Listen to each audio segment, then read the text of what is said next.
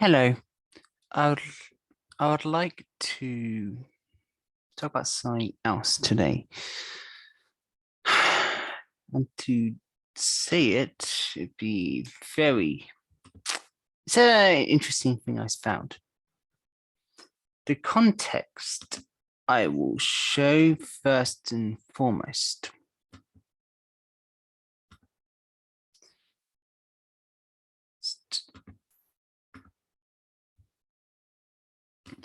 Actually, no, this is a bad idea. I'll start showing by showing this. This is unrelated, but it'll be related very, very quickly. Bloomberg article. This is a 2021 article, but it's still relevant. In a year and a half, China's effectively brought Hong Kong's pro-democracy movement to an end. Almost all of the major groups advocating for meaningful elections and freedom have expression disbanded, while the weekend's vote for the council under the first China's new rules will feature Beijing veteran candidates. There's a lot of issues with these phrasings, but the point is it's going on about how pro-separatists are being shut out.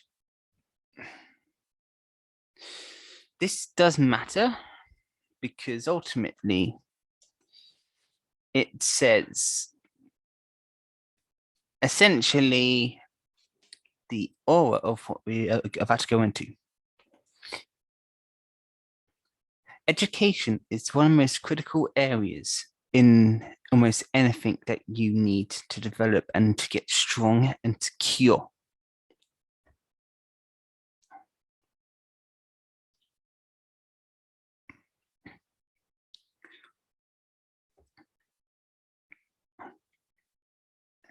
For example, it's just talking about just the background. You're going to pause if you see anything interesting. I'm just going through it quickly just to highlight. Just going over all the groups which have been disbanded or essentially put down by their own actions.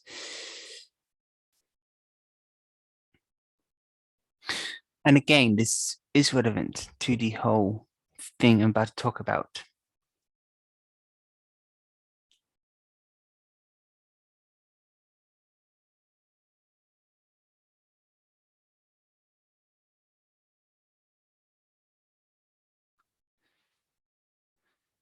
But this is where the thing needs to be said again.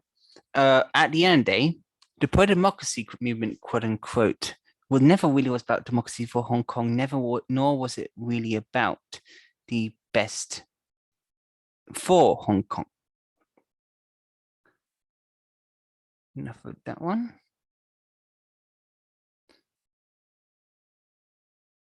Okay, that's covered. So you may be asking, why did I show that?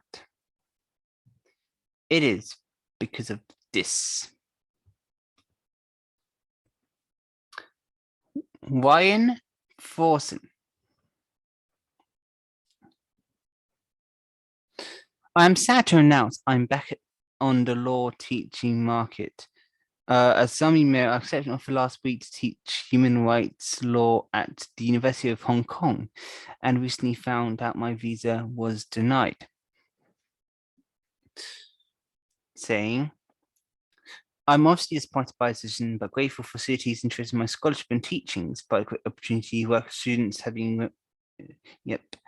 The timing is rough as I got word now after most law schools have finished hiring for this fall. If anyone has leads, please pass them along. Okay. Now, that's a Twitter. LGBT rights professor at Harvard assistant. Yeah.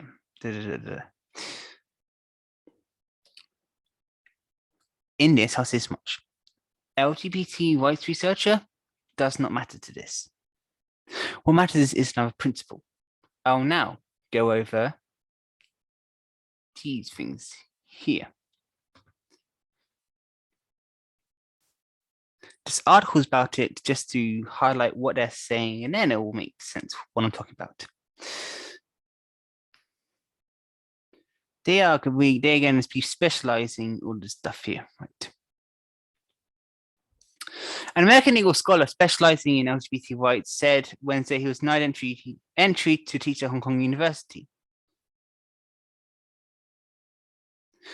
Forson previously taught at Yale and currently works as LGBT researcher at Human Rights Watch. That is one of the key words here. Critically criticized China's rights record, including the crackdown in Hong Kong. That means the crackdown in Hong Kong is a lie. But in this sense, the crackdown means that he supported the pro-democracy movement, which ultimately was against the will of the Hong Kong people.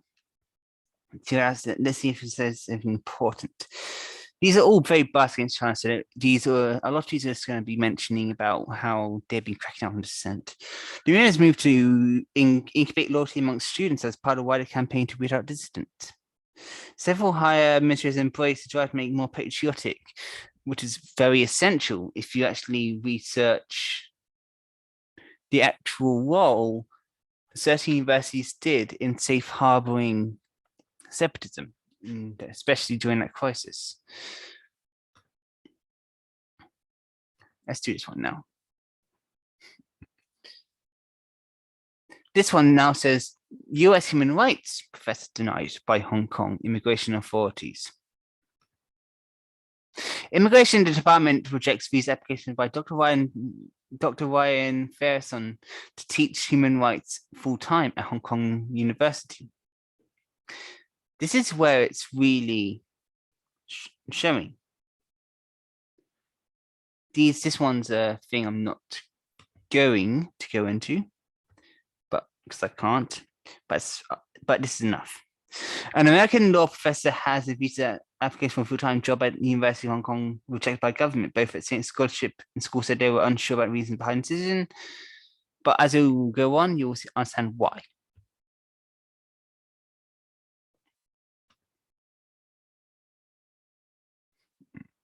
Who's this by? Hong Kong Free Press, separatist media. An American legal scholar specializing in LGBTQ rights, going back to LGBTQ ones, said on Wednesday he was denied to teach at Hong Kong University as concerns deepen about academic freedom in the city.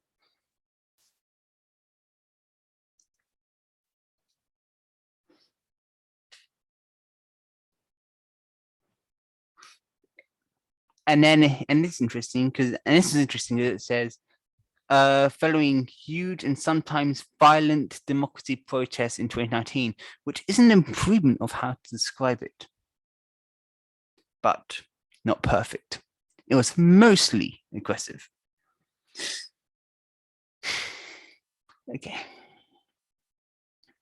Boston University taught at Yale and currently works as an LGBTQ rights worker at Human Rights Watch, which repeatedly criticized China's human rights. He was on the other one. His absence of any difficult denials linked to his affiliation. I don't think my scholarship was particularly critical of China or politically sensitive. Forson said, adding to his work mostly focus on rights of LGBTQ youth.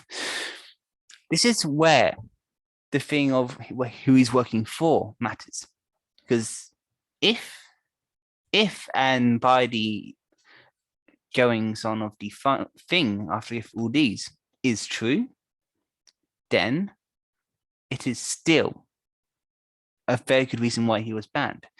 Let's keep going. I'm seeing something different here.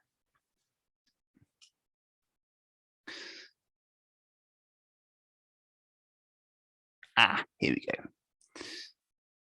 Hong Kong authorities denying visas to scholars is nothing more than Xi Jinping Xinjiangification of academic institutions, a terrible loss. And that's a terrible pun. This incorrect. There's nothing strange about it. And as you can see here, by going through these, you're probably seeing more and more that a lot of these foreign powers want people who are from pro-Western groups to be teaching in Hong Kong, to be embedded in the system. And they will always be denouncing the move to have it more patriotic in education because ultimately beforehand, the Hong Kong government was weak to actually install this stuff themselves when it was required. Continue. New article, new point. Let's see what this one says. US law academics says Hong Kong denies visa. And in very red words, no explanation given. Trying to make a point. US legal wise specializing in Hong Kong state denied visa teachers and yada says that before. These are all, these are all going to be pretty much copy paste of each other to the most part. I'm just showing you that it's some of the commentaries, some of the feelings. That's all. Three things: beware, Hong Kong is no longer a hub it once was. Which is, let's not go there. Okay, France 24. Hong Kong has found amazing. Okay, this one's interesting. Hong Kong's university ranks amongst the top in Asia as found in South Korea and Beijing's crackdown on dissent following huge inciting violence. Again, trying to, moving more towards the truth, but not good.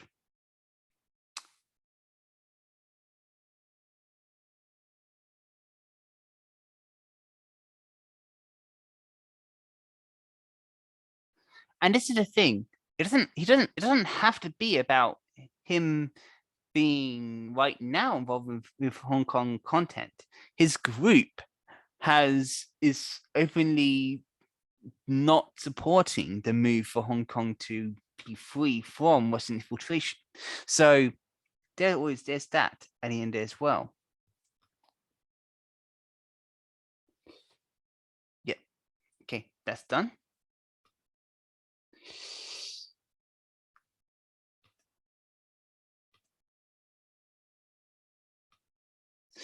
I'm now just going to get the thing that spurred all of this. Give me 2 seconds.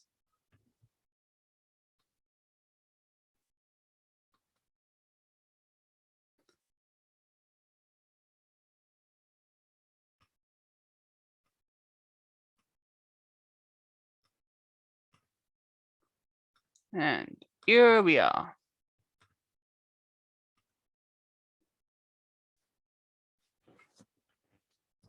This is the base context of it.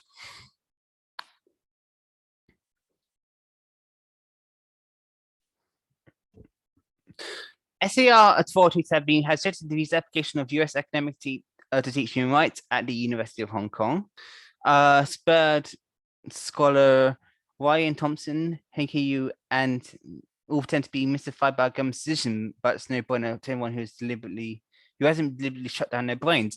That must be straight aren't true, because if you actually were intact mentally, you'd be fine.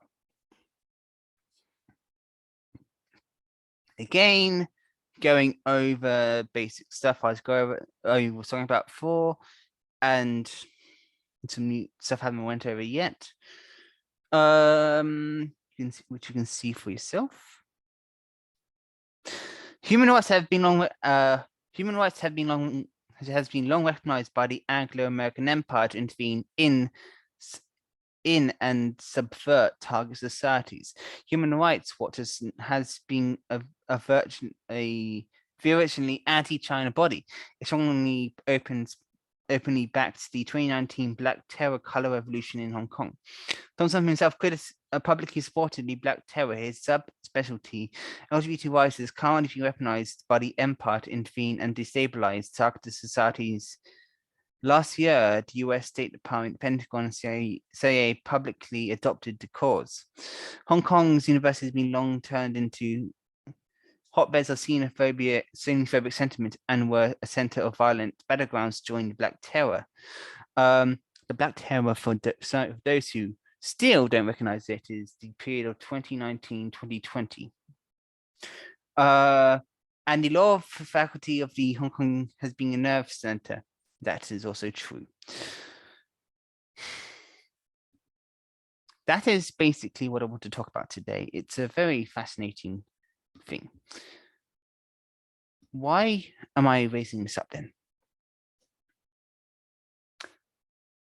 People like this who might be having some academic studies regarding LGBT or whatever, they do matter, because whilst technically speaking, being for LGBT stuff doesn't necessarily mean you're a bad person.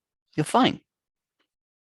But supporting a group which has been moving against both the Hong Kong government and Chinese government, then wanting to work in the Hong Kong University in a subject of human rights, for example, that is something in which the Hong Kong SAR had all rights to do.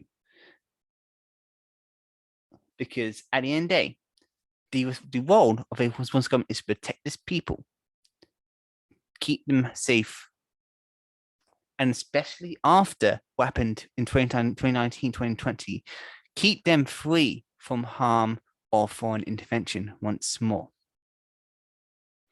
Because the harm that was caused by the intervention was not small. And at the end of the day, the action by the Hong Kong government and the immigration, in his case, is 100% justified. I just thought of just showing this because I find it interesting how people spin it and like to miss the point. And this is where, as well, people need to understand a lot of these institutions, a lot of these medias who claim to care about freedom don't care about normal people of Hong Kong who got hurt by the people they support. As was shown here, did they care that there was harm caused by the separatism? Did they care that a lot of property damage was done for the sake of quote unquote democracy? Did they care that quote unquote pro-democracy people was holding up an airport, essentially holding people hostage? No. And even in the aftermath now, they still don't care. And that is something that people need to really, really understand here. As much as ultimately you may think the West cares, they don't. If you resist their infiltration, if you resist being a victim of liberalization, if you resist their color revolutions, they will denounce you